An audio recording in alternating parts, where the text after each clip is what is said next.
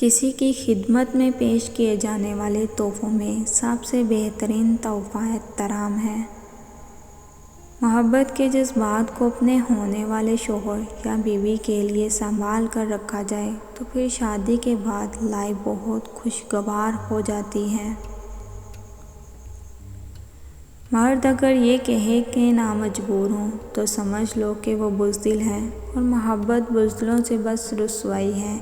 کیوں نہ کہ مرد اپنے فیصلے مسلط کر سکتا ہے، اگر وہ محبت کر سکتا ہے تو نکاح بھی کر سکتا ہے۔ لڑکی جہیز میں تربیت لے کر آئے اور مرد حق مہر میں عزت دے تو بہترین گھر تشکیل پا سکتا ہے۔ جو ساتھ ہو کر برا سوچے، اور اس سے برا تو دشمن بھی نہیں ہو سکتا، اس لیے وقتاً فوقتاً اپنی آستین چیک کرتے رہنا چاہیے، کہیں انجانے میں کوئی سانپ نہ پل رہا ہو۔ اس لیے روز میں ہنستے ہوئے گھر آتا ہوں، یہ جگہ وہ ہے یہاں رونے میں آسانی ہوتی ہے۔ مسئلے اور بھی ہیں مجھ کو بہت درپیش، تو مگر یار میری پہلی پریشانی ہے۔ اگر آپ نکمے ہیں تو مذہبی عورت سے شادی کر لیں تاکہ وہ غربت کو امتحان سمجھے اور آپ کو مجازی خدا سمجھے۔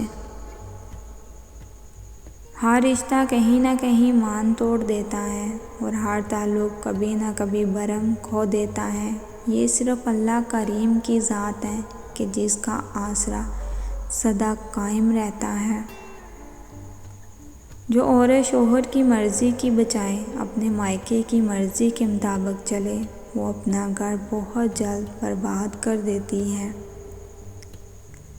خوبیاں اتنی نہیں کہ کسی کے دل میں گھر بنا سکوں، لیکن کچھ پل ایسے ضرور چھوڑ جائیں گے کہ بھولنا آسان نہ ہوگا۔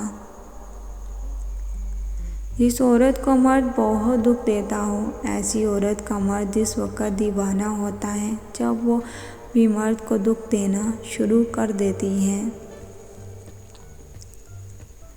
جب ان عورتوں کا مردوں پر رعب ہو، وہ عورتیں گھروں پر راج کرتی ہیں، اور جن عورتوں کا گھروں پر راج ہو، وہ گھر ہمیشہ ذلیل و خوار ہی ہوتا ہے۔